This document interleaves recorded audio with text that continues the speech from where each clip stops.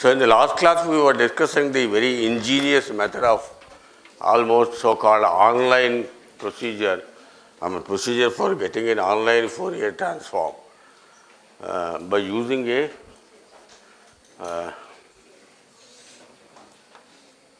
shift register of n steps, n stages, and inputting x of n into it, and this one going through a box which increases frequency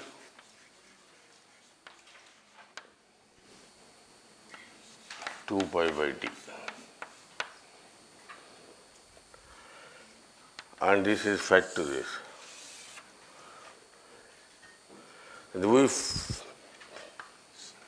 And if you take out the output here,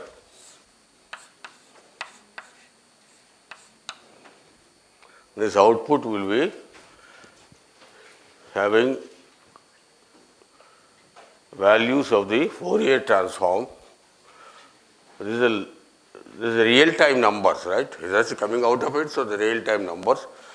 And these numbers will be Fourier transform of x of n at every instant after n times the delay, whatever the delay here is. These xn are coming at t seconds, and the delay steps are equal to t by n. Each stage is, that means the clock rate for moving whatever is here to here and so on and so forth is equal to t by n. And every time something comes here, this will increase the frequency of that value. We are multiplying by e to the power of j2 pi by t. If you do this and just write down the equation, very simple equations. Oh God, it got erased. I should use small y, the time functions.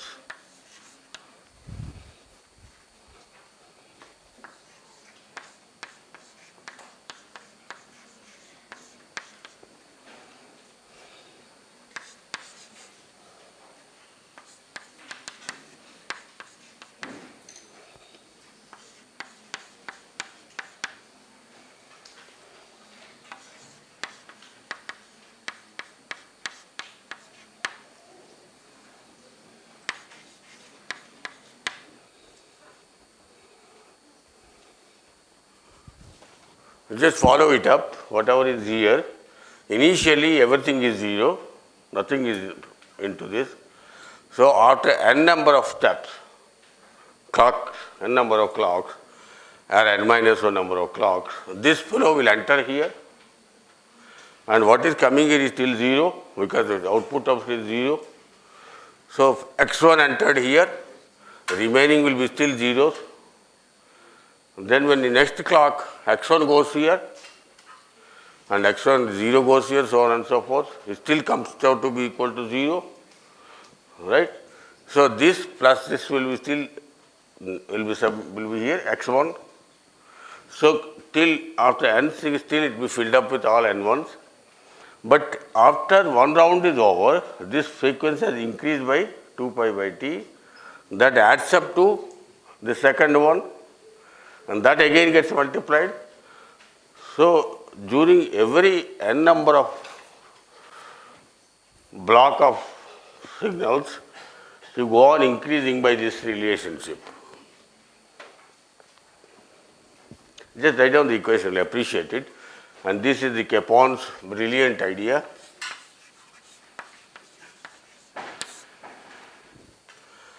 Of finding the Fourier transform online. Just feed in xn's and you get yns, which are the Fourier transforms.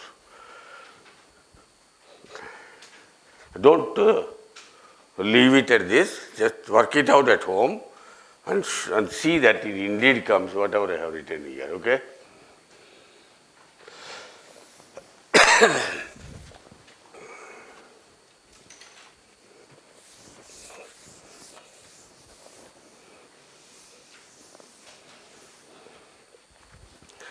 Now,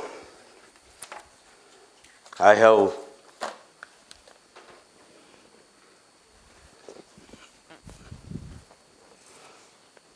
I think I am losing time. So let's come to a signal x of n, sequence of samples x of n. I want to caution you, while we are doing this sample data analysis, we assume some x1s are coming and I am operating on x1. These x1s are coming at the rate commensurate with the sampling theorem and all that. I am making an assumption that somebody has taken care of that. Most often in uneducated engineering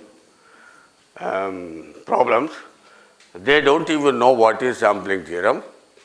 So they say that I go on taking x1, x2, xn and then think that this will represent the signal. Remember that as an electrical engineer who knows something about sampling theorem, you remember that these xn's have to come at a definite rate and the rate commensurate with the bandwidth of the signal. Unless you do that, you are not doing any justice to the operations you are doing. At no point I have stated it, but it is understood that your sampling is properly done.